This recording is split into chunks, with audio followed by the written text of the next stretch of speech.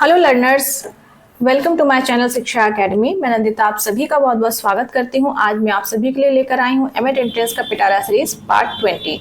ये जो video series पिटारा series चल रही है ये उन स्टूडेंट्स के लिए बहुत ज़्यादा बेनिफिशियल है जो एक सपना देखते हैं कि भाई एमएड एंट्रेंस या एमए एजुकेशन में सरकारी यूनिवर्सिटी या सरकारी कॉलेज में दाखिला हो जाए, एडमिशन हो जाए, जिससे आप कम फीस में ये प्रोफेशनल जो कोर्स है ये आप कर सकते हैं। ठीक है, तो इसके लिए ये सीरीज बहुत ज़्यादा इंपॉर्टेंट है, जिसमें हमने काफ़ी सारे इंपॉर्टेंट क्वेश्चंस पेपर को डिस्कस कर रहे हैं। आगे भी और भी क्वेश्चंस पेपर मिलेंगे, मैं डिस्कस करूंगी।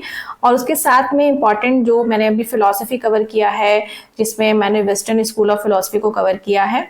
आगे फ्यूचर में यहाँ पे इसी वीडियो सीरीज में आपको इंडियन स्कूल ऑफ फिलॉसफी के वीडियोस भी देखने को मिलेंगे, इसलिए आप इस चैनल से जरूर जुड़े रहिए। अगर चैनल को सब्सक्राइब नहीं किया है तो इंपॉर्टेंट नोटिफिकेशन के लिए चैनल को जरूर सब्सक्राइब कीजिए, ठीक है, और नोटिफिकेशन के लिए बेल आइकन को जरूर प्रेस करिए।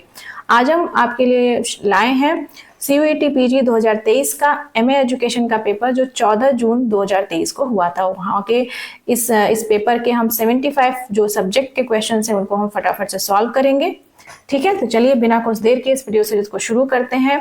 और भी जो अदर इंपॉर्टेंट वीडियोस हैं उसका लिंक मैं इस वीडियो के डिस्क्रिप्शन में प्रोवाइड कर दूंगी। अगर उनको आपने नहीं देखा है तो एटलीस्ट मेरा सजेशन है कि आप एक बार तो जाके जरूर देखें।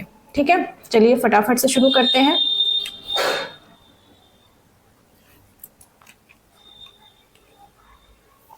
स्क्रीन पे देखिए आप question number 26, philosophical model of teaching was given by. Option number 3 is the correct answer. यहाँ पे मैं करेक्ट आंसर बताऊंगी, जो फैक्चुअल क्वेश्चंस है जहां पे एक्सप्लेनेशन की जरूरत होगी मैं वहीं पे आपको एक्सप्लेन करूंगी। ठीक है, क्वेश्चन नंबर 27 यहाँ पे देखिए।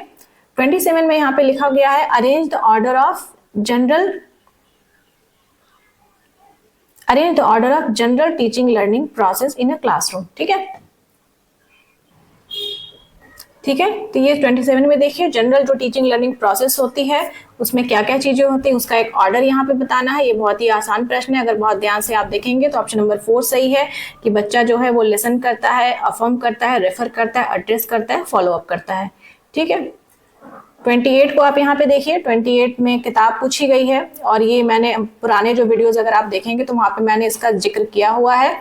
ठीक है, option number 4 is the correct answer. ठीक है, डीवी की किताब एक्सपेरिमेंट एंड एजुकेशन, पॉलो फेरो की पेडागोजी ऑफ ऑप्रेस्ड, रूसो की है एमिल रूसो की एक और किताब है the social contract, Gandhi ji की है मैं एक्सपेरिमेंट विद ट्रुथ। ठीक है, 29 को देखिए लर्निंग थियरी ऑफ जीन पियाजे इज ऑल्सो नोन एज। ठीक है, जीन पियाजे की जो लर्निंग थियरी है उसको और किस नामों से जाना जाता है। Option number 2 is the correct answer, genetic epistemology. ठीक है, क्वेश्चन नंबर 30 देखिए।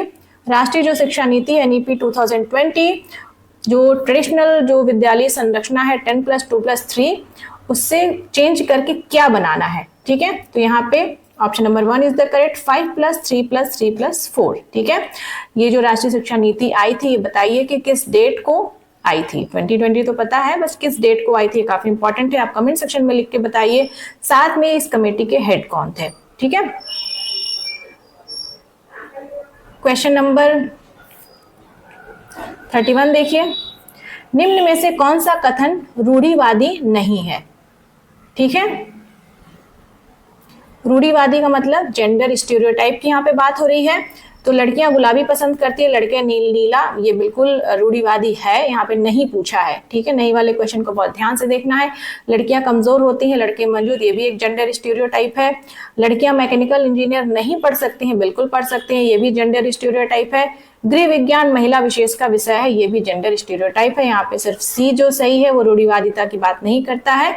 ठीक है, जेंडर रोल सामाजिक अपेक्षाएं यहाँ सही है। कई बार ये क्वेश्चन पूछा जाता है कि सेक्स और जेंडर में कौन सा बायोलॉजिकल कंस्ट्रक्ट है, कौन सा सोशल कंस्ट्रक्ट है। तो अगर हम सेक्स की बात करें तो वो एक बायोलॉजिकल कंस्ट्रक्ट है, जेंडर की बात करें वो एक सोशल कंस्ट्रक्ट है। ठीक है, उस हिसाब से यहाँ पे option number 2 is the correct one, रूढ़िवादी नहीं पूछा है। ठीक है, क्वेश्चन नंबर 32 यहाँ पे देखिए। भारतीय पत्रिकाओं का इम्पैक्ट फैक्टर बढ़ रहा है, सही बात है, एक सेकेंड। ठीक है, मुक्त सुलभ शोध पत्रिकाओं का प्रकाशन देश भर में बढ़ रहा है। ठीक है, ओपन एक्सेस जर्नल का प्रकाशन बढ़ रहा है।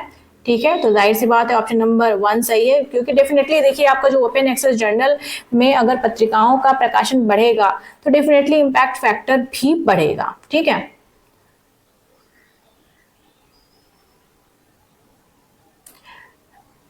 यहाँ पे संभाव्यता प्रतिदर्शन में जनसंख्या में से प्रत्येक प्रदर्शन में चयन होने की समान एवं स्वतंत्र संभावना होती है। यहाँ पे संभाव्यता प्रतिदर्शन, यहाँ पे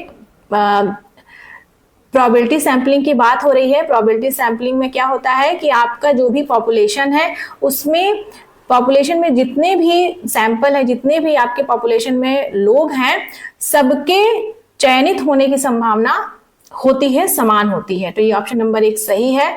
ठीक है। स्नोबॉल प्रतिदर्शन, स्नोबॉल सैंपलिंग संभाव्य प्रतिदर्शन, यहाँ पे पूछा गया है कि क्या स्नोबॉल सैंपलिंग प्रोबेबिलिटी सैंपलिंग का एग्जांपल है? नहीं, ये गलत है। स्नोबॉल सैंपलिंग जो होती है वो नॉन प्रोबेबिलिटी सैंपलिंग का एग्जांपल है। ठीक है। तो यहाँ पे 33 का ऑप्शन नंबर 3 पहला कथन सही है, दूसरा कथन गलत है। ठीक है। 34 यहाँ पे देखिए, 34 का है the 3 language formula means. 3 language formula कई बार पूछा जाता है किस कमीशन ने दिया, तो आप यहाँ लगाएंगे कोठारी कमीशन 1964 टू 1966। ठीक है। और यहाँ पे पूछा गया 3 लैंग्वेज फॉर्मूला मीन्स, तो यहाँ पे option number 2 is the correct. ABC mother tongue की बात उसमें की जाती है, एक नेशनल लैंग्वेज की बात की जाती है, उसके बाद एक मॉडर्न इंडियन लैंग्वेज की बात की जाती है। ठीक है, ये गलत है। क्वेश्चन नंबर 35 यहाँ पे देखिए,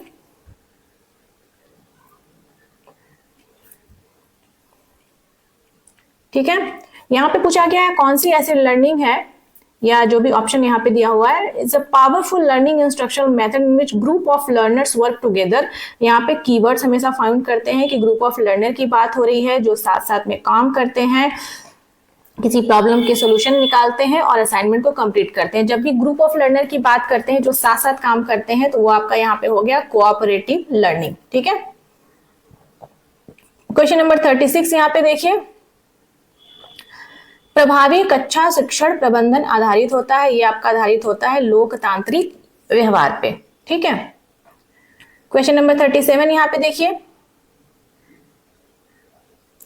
केंद्र सरकार से शिक्षा के लिए निर्धारित बजट अधिक मिलता है, ये गलत स्टेटमेंट है।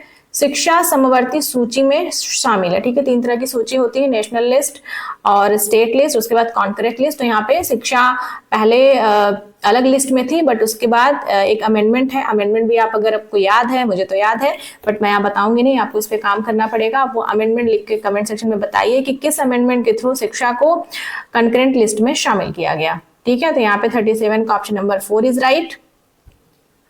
आगे बढ़ते हैं, 38 पे देखते हैं, which law is not given by E.L. Thorndike. ठीक है, बताइए। Law of readiness, law of effect, law of exercise, law of gravity इनके द्वारा नहीं दिया गया है। क्वेश्चन नंबर 39, दर्शन के किस पक्ष में ज्ञान की चर्चा होती है? भाई ज्ञान आ गया है तो ये आपका आ जाएगा ज्ञान मीमांसा। ठीक है। 39 का आपका ऑप्शन नंबर 4 इज करेक्ट। 40 को यहाँ पे देखिए, ये एक स्टेटमेंट है कि मानव अधिगम कृत्रिम बल के द्वारा खींचा या ढकेला नहीं जा सकता, चाहे वह उद्दीपक हो या पुनर्बलन। अधिगम का क्षेत्र का सिद्धांत किसके द्वारा दिया गया? ये आपके कर्ट लेविन के द्वारा दिया गया है। 41 को यहाँ पे देखिए, पूछा गया है, एक सेकंड मैं इसको नीचे कर देती हूँ। एकल जेंडर वाली कक्षा का सीखने पर सकारात्मक प्रभाव पड़ता है, अभिप्रेरणा और संलग्नता विशेष परिस्थिति उत्पन्न। ये बिल्कुल गलत स्टेटमेंट है। भाई एकल जेंडर क्यों? ठीक है, मेल फीमेल दोनों साथ में पढ़ेंगे, दोनों ही जेंडर अगर क्लास में साथ में पढ़ते हैं तो इसका सकारात्मक प्रभाव पड़ता है। शिक्षण कार्य एकल जेंडर वाली कक्षा में मिश्रित जेंडर वाली कक्षा से अधिक आसान नहीं होता है। ठीक है, ये भी स्टेटमेंट आपका गलत है। ठीक है, तो यहाँ पे हो गया ऑप्शन नंबर 2 इज करेक्ट, दोनों ही कथन गलत है। ठीक है, आगे बढ़ते हैं। क्वेश्चन नंबर देखिए, ये बहुत ही लड्डू क्वेश्चन है, आपने पढ़ा होगा, सीटेट में भी पढ़ा होगा, बीएड में भी पढ़ा होगा। ठीक है, ये ZPD zone of proximal development. ठीक है, आप ये बताइए कि जोन ऑफ प्रॉक्सिमल डेवलपमेंट का जो कॉन्सेप्ट है वो किसने दिया था? जीन पियाजे ने दिया था, लेव वाइगोत्स्की ने दिया था, किसने दिया था? ठीक है, 43 यहाँ पे देखिए, अगेन यहाँ पे बुक की बात की गई है। ठीक है, यहाँ पे option number 3 is the correct answer. ठीक है, A का 4 होगा, रूसो। आप इसको देख लीजिए, बहुत ही आसान प्रश्न है ये, यहाँ पे कोई एक्सप्लेनेशन की जरूरत नहीं है। यहाँ पे पूछा ऑप्शन नंबर 44 देखिए,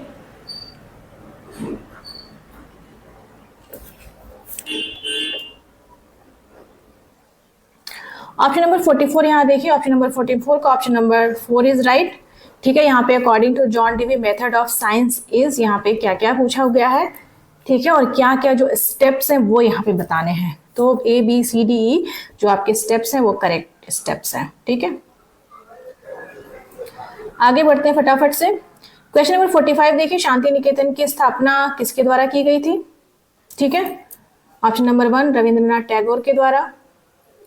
क्वेश्चन नंबर 46 यहाँ पे देखिए, which of the following is not internal anxiety. ठीक है, बहुत अच्छा क्वेश्चन है, आप यहाँ पे देखिए, यहाँ पे option number 3 is the correct. एक सेकेंड, ऑप्शन नंबर 3 करेक्ट है, बाकी internal sorry for miss reading. ठीक है, यहाँ पे पूछा गया which of the following is not internet anxiety. ठीक है, तो जो भी यहाँ पे टर्म्स आपके इंटरनेट से रिलेटेड हैं, ठीक है, वो आपके यहाँ पे आ जाएंगे। इलेक्ट्रिसिटी फेल्योर इंटरनेट से रिलेटेड नहीं है। ठीक है, ये इलेक्ट्रिसिटी से रिलेटेड है, तो यहाँ पे ये चीज है। ओके, आगे बढ़ते हैं। Question number 47। ठीक है, अभी मैंने बताया कि 3 लैंग्वेज फॉर्मूला की घोषणा प्रथम बार किसके द्वारा की गई। ठीक है, अभी मैंने थोड़ी देर पहले इसका जवाब दिया, कोठारी कमीशन 1964 टू 1966, ये जो टेन्योर रहा है, बहुत ही इंपॉर्टेंट प्रश्न है। यहाँ पे पूछा है बालकों के अधिकार हेतु मुक्त एवं अनिवार्य फ्री एंड कंपल्सरी एजुकेशन की यहाँ पे बात की गई है। ठीक है, तो यहाँ पे ऑप्शन नंबर 3 2009 RTE की यहाँ पे बात हो रही है। RTE आप कमेंट सेक्शन में लिख के बताइए कि RTE किस डेट को किस ईयर में इंप्लीमेंट हुआ। जो भी मैं यहाँ पे चीजें आपको बता रही हूँ कि ये चीज आपको करनी है, इसको आप अंडर एस्टिमेट बिल्कुल मत कीजिएगा। मैं तो यहाँ पे इजीली बता सकती हूँ, बट आप जब करेंगे तो ज्यादा सीखेंगे, और ये सारी चीजें बिल्कुल टिप पे याद होनी चाहिए। ठीक है, आगे बढ़ते हैं, 49 की तरफ बढ़ते हैं। क्वेश्चन नंबर 49 देखिए, national integration is a psychological and education process, correct है। National integration is an ethical binding on citizen. ठीक है, मैंने भी एक बार जब क्वेश्चन पढ़ा तो मुझे लगा कि यार कोई गलत तो दिया है कि नहीं। इथिकल बाइंडिंग, हमेशा टर्म पे ध्यान दीजिए। अगर यहाँ पे पूछा रहता लीगल बाइंडिंग, तो नहीं, लीगल नहीं है, ये एक इथिकल बाइंडिंग है। तो यहाँ पे दोनों ही ऑप्शन आपके करेक्ट हो जाएंगे। क्वेश्चन नंबर 50 यहाँ पे देखिए, which of the following is a scientific method of instruction. ठीक है, साइंटिफिक मेथड ऑफ इंस्ट्रक्शन में आपका आ जाता है इंक्वायरी अप्रोच। ठीक है, 51 देखते हैं, which of the following is not correct about the concept map. ठीक है, तो concept map increases the potential of teacher, बिल्कुल। it helps in organizing ideas in logical order, सही है। it helps in holistic style of learning, it is a geographical map, नहीं, ऐसा ये geographical map नहीं है। ठीक है, कॉन्सेप्ट मैप का यूज करके एक टीचर क्या करता है, किसी भी कॉन्सेप्ट को पढ़ाना रहता है तो उससे रिलेटेड जो भी आइडियाज है उसको कंपाइल करके एक्सप्लेन करके वो एक ग्राफ के फॉर्म में, एक इमेज के फॉर्म में बच्चों को बताता है। मतलब जिस भी तरह से उस कॉन्सेप्ट को समझाया जा सके, किसी ग्राफ का यूज करके, किसी इमेज का यूज करके, ब्लैक बोर्ड पे किसी डायग्राम के थ्रू, किसी एग्जाम्पल के थ्रू, तो ये यहाँ पे चीजें आ जाएंगी। क्वेश्चन नंबर 52 देखिए, आईसीटी वातावरण, आईसीटी शैक्षिक वातावरण अभिक्षमता एवं अभियोक्ता को बढ़ाने का अवसर प्रदान करती है, सही बात है ये। आईसीटी शिक्षार्थी के स्वयं के द्वारा बनाए और सोचने की प्रक्रिया को सीमित करती है, नहीं, ये गलत बात है। ठीक है, तो यहाँ पे 52 का आपका हो जाएगा ऑप्शन नंबर 3, ए सही है, आर सही नहीं है। 53 को देखिए, अरेंज इन द ऑर्डर। ठीक है, ऑर्डर वाले क्वेश्चन को अरेंज करना है, तो यहाँ पे 53 का 1 हो जाएगा, ऑप्शन नंबर 1 सही है। ठीक है, अब यहाँ पे जो दिया गया है, जो स्टेप्स दिए गए हैं, ठीक है, वो जब आप रिसर्च करते हैं तो उसके स्टेप्स दिए गए हैं। तो यहाँ पे मैं थोड़ा सा आपको समझाऊंगी कि रिसर्च करने के लिए जो सबसे पहला स्टेप्स होता है कि सबसे पहले हम एक रिसर्च प्रॉब्लम को सिलेक्ट करेंगे। ठीक है, दूसरा होता है रिव्यू ऑफ रिलेटेड लिटरेचर, उस टॉपिक को हम सर्च करेंगे, गूगल पे सर्च करेंगे, रिसर्च गेट पे सर्च करेंगे, अदर जो भी गूगल स्कॉलर पे सर्च करेंगे उस टॉपिक पे, कि उस टॉपिक से रिलेटेड पहले जो जो काम हुए हैं उसको देखेंगे। फिर उसके बाद क्या करेंगे, हम अपने टॉपिक से रिलेटेड डेटा कलेक्शन करेंगे। डेटा किस तरह का है, क्वांटिटेटिव है, क्वालिटेटिव है। ठीक है, इस तरह से हम डेटा कलेक्ट करेंगे, जिस भी तरह का डेटा का फीचर होगा। उसके बाद सी आएगा आपका डेटा एनालिसिस, 4। उसके बाद आपका आ जाएगा कंक्लूजन। तो ये एक बेसिक स्टेप्स है, इसमें और भी बहुत सारी चीजें होती हैं, तो मैंने एक बेसिक में आपको समझा दिया। 54 का यहाँ पे देखिए EMMRC का फुल फॉर्म पूछा है। फुल फॉर्म इसका option number 2 educational multimedia resource centre. Record तो हो रहा है ना, बीच में रिकॉर्डिंग पॉज हो गई थी, मुझे फिर से डिलीट करना पड़ा था वीडियो।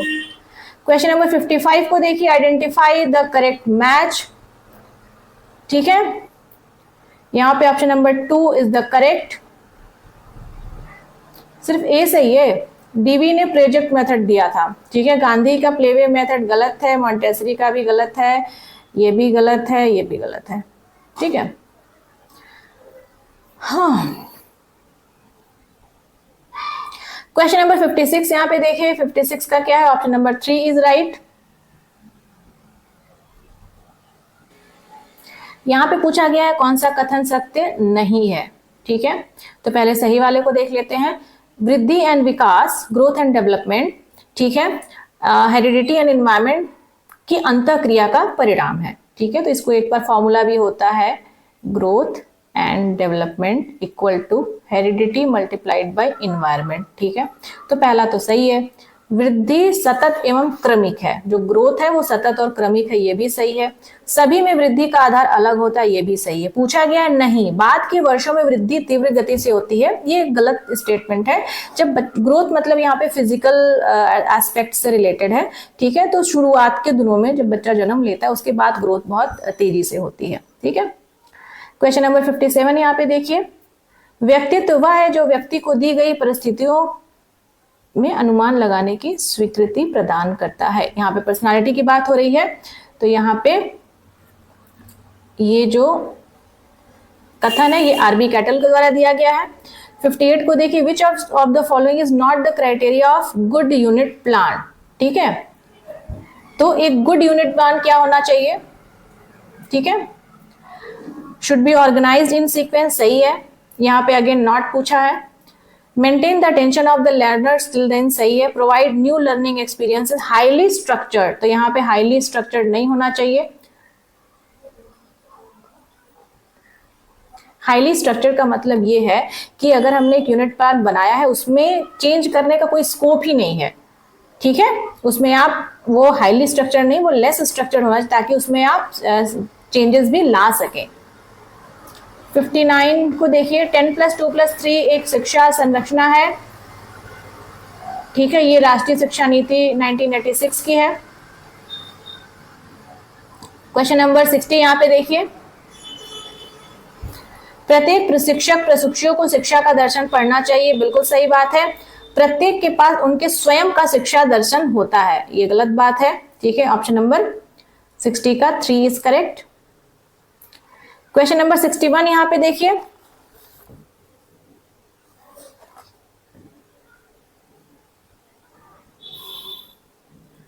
यहां पे देखिए, यहां पे दोनों ही कथन सही हैं आपके, 61 का 1। ठीक है, पहला क्वेश्चन है आपका रैंडम सैम्पलिंग से रिलेटेड है कि रैंडम सैम्पलिंग में क्या होता है कि पॉपुलेशन के हर मेंबर के सिलेक्ट होने की जो संभावना होती है वो समान होती है। दूसरा पूछा है गुणात्मक शोध में उद्देश्य परक न्यायदर्श चयन। उद्देश्य परक मतलब कि जो आपका पर्पजिव सैम्पलिंग है, यहाँ पे इसकी बात हुई है। 62 यहाँ पे देखिए, सैम्पलिंग बहुत इंपॉर्टेंट है, मैं सोच रही हूँ इस पर भी एक वीडियो बना लूं। भारतीय दर्शन के अनुसार कौन सा आस्तिक दर्शन है। ठीक है, तो यहाँ पे जैसा कि इसमें ऑप्शन दिया गया है, ऑप्शन के हिसाब से चलेंगे, न्याय वैशेषिक। ठीक है, बाकी बौद्धिज्म है, जैनिज्म है, चारवाक है, ये नास्तिक दर्शन है। ठीक है, 63 देखिए, गीत को क्रम में व्यवस्थित कीजिए, इसका ऑप्शन नंबर 4 सही है। ठीक है, ये तो बिल्कुल आपको आना चाहिए। ठीक है, आगे बढ़ते हैं। निम्न में से कौन सा कथन शिक्षण सूत्र से संबंधित नहीं। यहाँ पे मैक्सिम ऑफ टीचिंग की बात की गई है, अगेन यहाँ पे पूछा गया है नहीं। ठीक है, तो यहाँ पे ऑप्शन नंबर 3 है। बाकी तो सही है आपका। शिक्षण सूत्र कैसे जाता है, सरल से कठिन जाता है, ज्ञात से अज्ञात जाता है, विशेष से सामान्य जाता है, अमूर्त से मूर्त की जगह होना चाहिए, मूर्त से अमूर्त। ठीक है, अगर यहाँ मूर्त से अमूर्त होता तो ये भी सही होता। 65 यहाँ पे देखिए,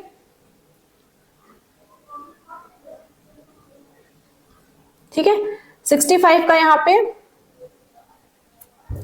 सांस्कृतिकरण संस्कृति की एक प्रक्रिया है, सही है।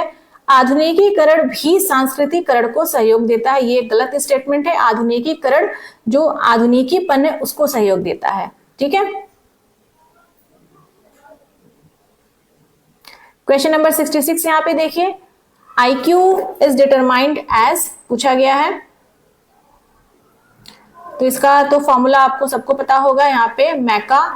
ऑप्शन नंबर 1 इज राइट, ठीक है। इसको ऐसे याद कर सकते हैं, मेंटल क्रोनोलॉजिकल एज अपॉन, ठीक है, क्रोनोलॉजिकल एज, ठीक है, जो मेंटल एज है आपका, ठीक है। आप यहाँ पे इसको ए बना लीजिए, ठीक है, मैका, mental age divided by chronological age, ठीक है। क्वेश्चन नंबर 67 यहाँ पे देखिए, एक शिक्षक प्रशिक्षक 4 स्तर पर कार्य को कर सकता है, ठीक है। और यहाँ पे पूछा गया है कि इसमें से सही आंसर आपको बताना है, और स्तर आपके दिए हैं 5 स्तर, ठीक है।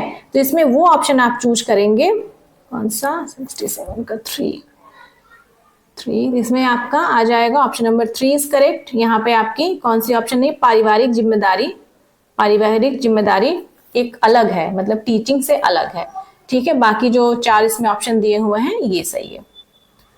क्वेश्चन नंबर 68 दिया कि यहाँ पे कौन सा उपकरण श्रव्य शिक्षण अधिगम सामग्री नहीं है, बताइए भाई, नहीं पूछा है अगेन, ठीक है। रेडियो है, रेडियो आप सुन सकते हैं, ग्रामोफोन सुन सकते हैं, टेप रिकॉर्डर सुन सकते हैं, ओवरहेड प्रोजेक्टर आप सुन नहीं सकते। कई बार इसका भी फुल फॉर्म पूछा जाता है, OHP। OHP का फुल फॉर्म क्या है, ओवरहेड प्रोजेक्टर है, जिसमें हम ट्रांसपेरेंसीज का यूज करते हैं और आपको दीवार पे चाहे ब्लैक बोर्ड कहीं भी आप उसको प्रोजेक्ट कर सकते हैं, ठीक है। 69 को यहाँ पे देखिए, arrange the learning strategies in the order, ठीक है। ऐसे सारे क्वेश्चन को बहुत ध्यान से करने की जरूरत है। पहले आपको जो भी आपके ऑप्शंस दिए उसको समझना है, उसके बाद ऑप्शन को ध्यान में रखते हुए आप, कई बार ऑप्शन से भी हिंट मिल जाता है आपको, ठीक है। यहाँ पे option number 2 is the correct answer, ठीक है। तो यहाँ पे ध्यान से देखिए, EDCBA आप क्या करते हैं, कोई भी आप कुछ भी लर्निंग स्ट्रेटेजीज बनाते हैं कहीं भी, तो सबसे पहले आप प्लानिंग करते हैं, ठीक है। तो इस हिसाब से क्वेश्चंस को आप ध्यान में देखेंगे, प्लान करते हैं, उसके बाद चीजों को ऑर्गेनाइज करते हैं, उसके बाद कॉम्प्रिहेंशन आ जाएगा, उसके बाद कॉग्निटिव मॉनिटरिंग, उसके बाद प्रैक्टिस आ जाएगा, ठीक है। क्वेश्चन नंबर 70 यहाँ पे देखिए, निम्न में से कौन चर्चा का मुख्य उद्देश्य नहीं है, ठीक है। किसी भी समस्या का स्पष्टीकरण करना है तो इस पर चर्चा की जा सकती है, चिंतन पे भी चर्चा की जा सकती है, सामाजिक कौशल निर्माण पे भी चर्चा की जा सकती है, प्रभावशाली समूह के निर्माण, ये तो आप मतलब एक वर्क है कि भी हमें एक समूह का निर्माण करना है, समूह निर्माण होने के बाद किसी टॉपिक पे आप चर्चा करेंगे, ठीक है। क्वेश्चन नंबर 71 यहाँ पे देखिए,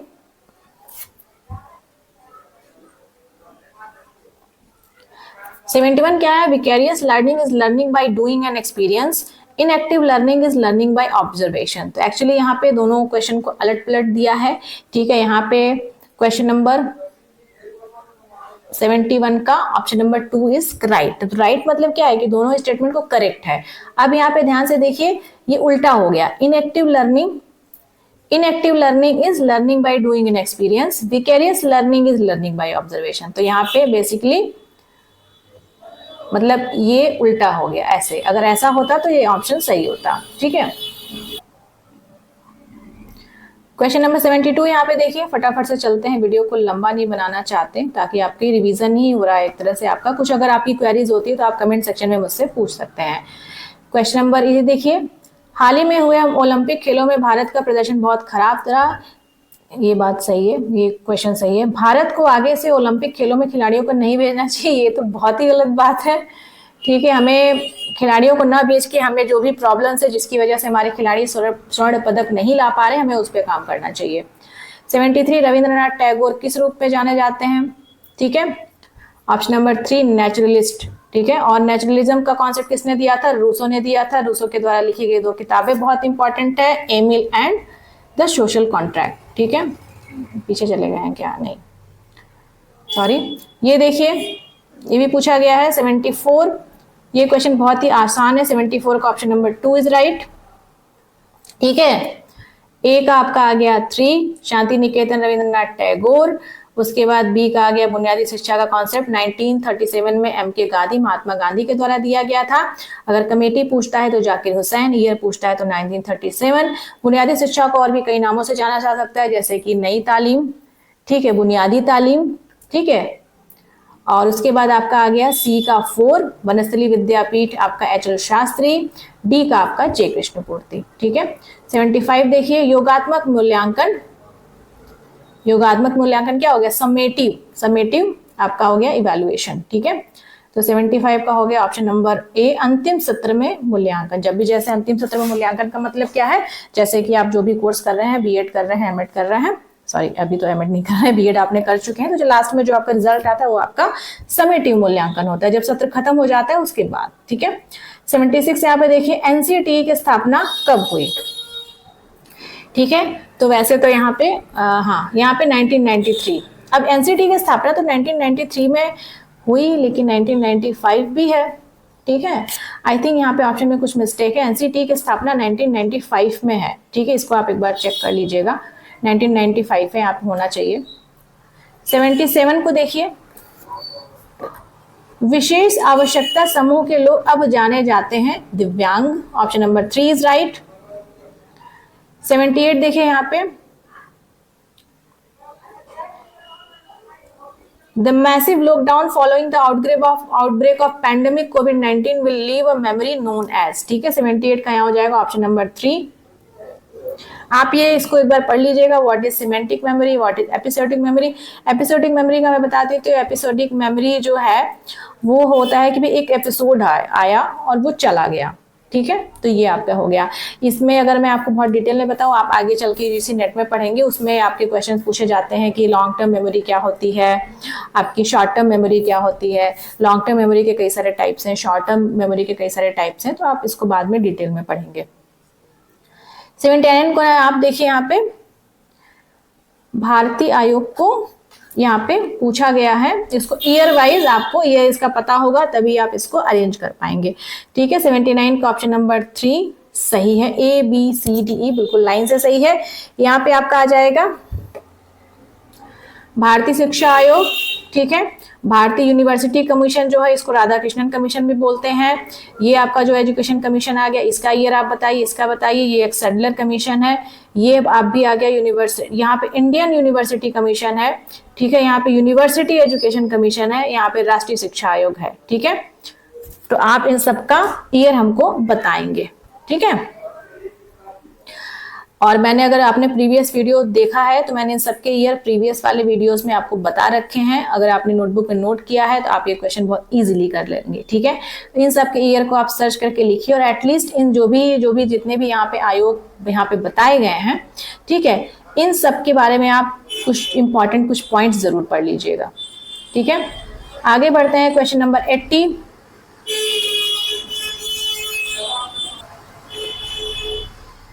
अगर बैकग्राउंड नॉइज आ रही है तो प्लीज उसको अवॉइड करिएगा। यहाँ पे ऑप्शन नंबर 3 सही है, ACD, A सही है, C सही है, और आपकी D सही है, ठीक है। सार्जेंट योजना, ठीक है, इसका ईयर आप सर्च करके बताइए मुझे। आपका वुड डिस्पैच 1854 होना चाहिए, यहाँ पे 1954 दिया है, ठीक है। आई थिंक सार्जेंट योजना 1944 की है, ठीक है। क्वेश्चन नंबर 81 देखिए शैक्षिक ज्ञान और वर्चस्व द्वारा, क्या लिखा हुआ है, किसके द्वारा ये शैक्षिक ज्ञान और वर्चस्व किसके द्वारा लिखी गई है, ठीक है। तो ये जो बुक है आपके कृष्ण कुमार के द्वारा लिखी गई है। क्वेश्चन नंबर 82, ये तो बहुत ही आसान प्रश्न है, ठीक है। 82 का आपका यहाँ पे हो गया ऑप्शन नंबर 1 इज राइट, ठीक है। 82 का ऑप्शन नंबर 1 इज राइट। निम्न में से कौन सा मापन का स्केल नहीं है? वजन मापन कोई स्केल नहीं होता है, ठीक है। आपका मापन का scale of measurement previous video में मैंने बताया है, इसमें मैंने वीडियो बनाना है मुझे। NOIR nominal ordinal interval ratio, ठीक है। 4 तरह के मेजरमेंट स्केल ऑफ मेजरमेंट है। 84 देखिए कौन सा विकल्प समाज में असमानता कम करने के लिए प्रभावी कदम नहीं है? बाकी सारे प्रभावी कदम हैं। तो यहाँ पे नए विश्वविद्यालयों का खुलना बिल्कुल प्रभावी कदम है। अवसरों में आरक्षण जो नीचे तबके के लोग हैं उनको आरक्षण प्रोवाइड करके उनको बराबरी पे लाना, रोजगार आश्वासन, ठीक है, मुफ्त में वस्तुएं बांटना, ये आपका गलत स्टेटमेंट है, ये असमानता को कम नहीं करता है, ठीक है। 85 को यहाँ पे देखिए,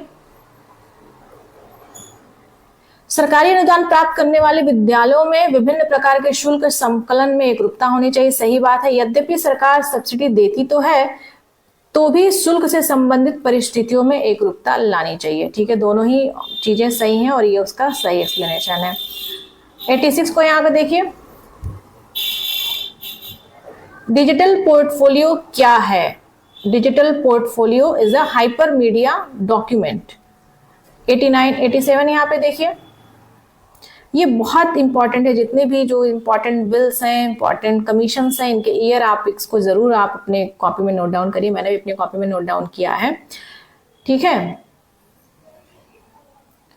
87 का ऑप्शन नंबर 2 इज राइट, ठीक है। सार्जेंट योजना आई 1944 में, ठीक है। उसके बाद गोखले बिल 1911 में, सेडलर कमीशन 1917, सेडलर कमीशन को ही हम कलकत्ता यूनिवर्सिटी कमीशन बोलते हैं। हंटर कमीशन आई 1882 में, ठीक है। क्वेश्चन नंबर 88, कौन सी विधि शिक्षार्थी केंद्रित विधि नहीं है? ठीक है, तो यहाँ पे व्याख्या प्रदर्शन जो लेक्चर मेथड होता है वो शिक्षार्थी केंद्रित नहीं होता है, वो टीचर सेंटर्ड होता है। क्वेश्चन नंबर 89 यहाँ पे देखिए, अगेन यहाँ पे जो थियरी दी है उस थियरी को किसने दिया है? यहाँ पे ऑप्शन नंबर 1 इज राइट, ठीक है। क्वेश्चन नंबर 90 को देखिए, वीडियो पॉज तो नहीं हो गया। क्वेश्चन नंबर 90 को यहाँ पे देखिए, ये आपकी जो बुक है इसका है श्रीलाल शुक्ला, ठीक है। ये बुक मुझे याद हो गई क्योंकि मैंने अमेजन पे सर्च करके इस बुक को देखा, इसका फ्रंट देखा है। आप जरूर देखिए राग दरबारी जो बुक है, ठीक है। और आई थिंक ये बुक पढ़नी चाहिए। अब देखते हैं कब टाइम मिलता है, कब मैं पढ़ पाती हूँ इस बुक को। फटाफट से कंप्लीट करते हैं। क्वेश्चन नंबर 91, शिक्षा का उद्देश्य एक आस्थावान, शुद्ध और पवित्र जीवन की अनुभूति होना है। ये किसने कहा है? ये ऑप्शन आपके फ्रेडरिक फ्रोबेल ने बोला है। क्वेश्चन नंबर 92 देखिए, डॉक्टर DS कोठारी चेयरपर्सन थे, किस चीज के थे? ये कोठारी कमीशन के चेयरपर्सन थे। कोठारी कमीशन किस ईयर में आया? और कोठारी कमीशन का जो दस्तावेज है उसका नाम है राष्ट्रीय और शिक्षा और राष्ट्रीय विकास आयोग, ठीक है। ये बहुत ही इंपॉर्टेंट प्रश्न है, बहुत बारी इसको घुमा के फिरा के पूछा गया है। कभी फुल फॉर्म पूछ लेता है, सॉरी फुल फॉर्म नहीं, कभी मतलब वो जो दस्तावेज उसका नाम पूछ लेता है, कभी ईयर पूछ लेता है, कभी ये कोठारी कमीशन, इसके चेयरमैन कौन थे, DS कोठारी, ऐसे करके पूछ लेता है। 93 का ऑप्शन नंबर 2, कौन सा कथन सत्य नहीं है? शिक्षा अधिकम उद्देश्यपूर्ण गतिविधियां सही है। ICT शिक्षक का स्थान ले सकती है, नहीं, शिक्षक का स्थान नहीं ले सकती। लेकिन ICT क्या है, अगर हम उसको टीचिंग लर्निंग प्रोसेस में हम इम्प्लीमेंट करते हैं तो वो शिक्षक को पढ़ाने में और जो स्टूडेंट्स हैं उनको चीजों को समझने में बहुत ज्यादा हेल्प करती है। तो ये गलत है, बाकी सारी ही जो पॉइंट्स है वो सही है। क्वेश्चन नंबर 94 यहाँ पे देखिए, ये आपके सिगमंड फ्रूड की साइकोसेक्सुअल थ्योरी से लिया गया है, ठीक है। यहाँ पे 94 का ऑप्शन नंबर 1 करेक्ट है। यहाँ पे ईयर, इसका मैंने एक आपको कोड बताया था, OAPLG, ठीक है। मैंने ऐसे ही सीटेट में याद किया था, oral, anal, phallic, latency and genital, ठीक है। 95 को देखिए, प्रयोजनवाद महात्मा गांधी को द्वारा नहीं, गलत बात है।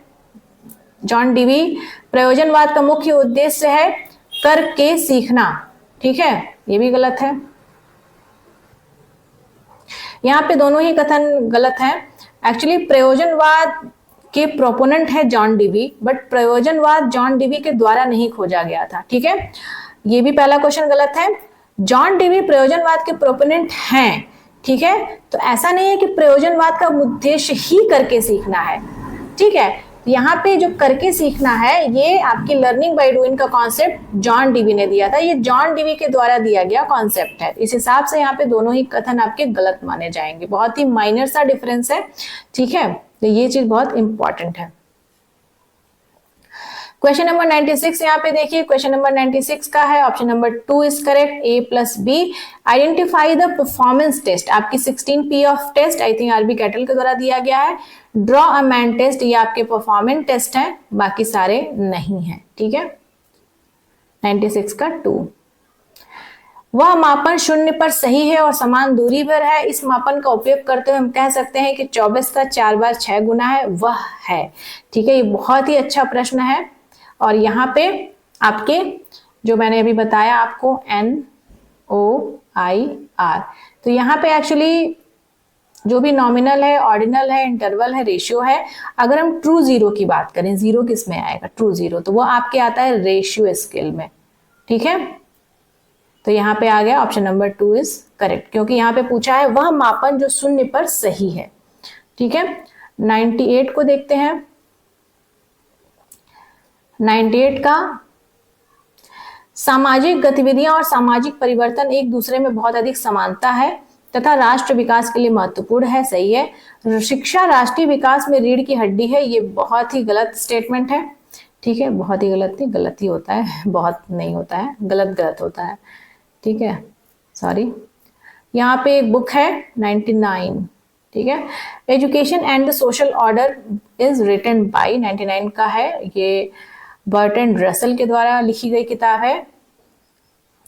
मैस्लो की थ्योरी बोली गई है, आपको लाइन से आपको यहाँ पे बतानी है। Option number 3 is right. ठीक है, बहुत ही जल्दी जल्दी करने पे भी क्वेश्चन मतलब वीडियो थोड़ी लंबी होगी, बट 75 क्वेश्चन है, जाहिर सी बात है आप 30 to 40 मिनट के बीच की वीडियो बनेगी। बट आपको यहाँ पे क्वेश्चंस को देख के घबराना नहीं है, क्वेश्चंस को रिवीजन करना है। The more you will do the revision, the more you will do the practice of more previous year papers from the paper of different universities, तो उतनी ही ज़्यादा आपको हेल्प होगी, उतनी ही ज़्यादा आपको पता चलेगा कि क्या पैटर्न चल रहा है, किस तरह के पेपर में चेंजेस आ रहे हैं। ठीक है, ये सारी चीज़ें आपको बहुत हेल्प करेंगी और आप फैक्चुअल क्वेश्चंस में कभी गलत नहीं करेंगे। और इस तरह के जो CUET PG का लेवल थोड़ा हाई रहता है, यहाँ पे आप और ज़्यादा बेहतर करेंगे। ठीक है, तो मिलते हैं अगले वीडियो में, इसमें भी हम MA एजुकेशन का एक पेपर सॉल्व करेंगे 2023 का पार्ट 21, जिसमें हम 16 जून को जो पेपर हुआ था, 16 जून 2023, वो डिस्कस करेंगे। तो जो भी लोग अभी तक वीडियो देख रहे हैं, अगर चैनल को लाइक नहीं किया है, सॉरी, चैनल को तो सब्सक्राइब करना होता है, वीडियो को लाइक नहीं किया है तो ज़रूर करिए और चैनल को सब्सक्राइब करिए, नोटिफिकेशन जरूर प्रेस करिए, क्योंकि आपके एक सब्सक्रिप्शन बहुत हेल्प करता है हमारे जैसे एजुकेटर को, जो मैं तो बहुत कम वीडियोस बनाती हूँ और काफ़ी टाइम के बाद भी बना रही हूँ। तो एक एजुकेटर को ये, हम जैसे स्मॉल यूट्यूबर्स को ये काफ़ी हेल्प करता है। ठीक है, मिलते हैं फिर नेक्स्ट वीडियो में। आप अपनी तैयारी में लगे रहिए और जो जो चीज़ें मैं आपको यहाँ पे बता रही हूँ उसको ज़रूर फॉलो करिए, सफलता आपको ज़रूर मिलेगी। Thank you for watching. Channel से जुड़े रहने के लिए आप सभी का बहुत बहुत शुक्रिया।